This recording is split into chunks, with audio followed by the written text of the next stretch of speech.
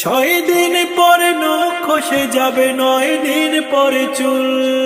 কবর গাহের সামান নিতে কইরো না কেউ ভুল। কবর জায়গা ভালো নয়, কবর জায়গা ভালো নয়, কবর জায়গা ভালো নয়।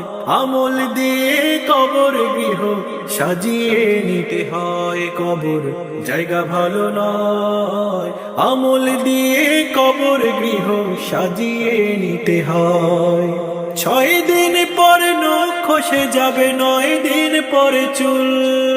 কবর গাহের সামান নিতে কইরো না কেউ ভুল। কবর জায়গা ভালো নয়, কবর জায়গা ভালো নয়, কবর জায়গা ভালো নয়।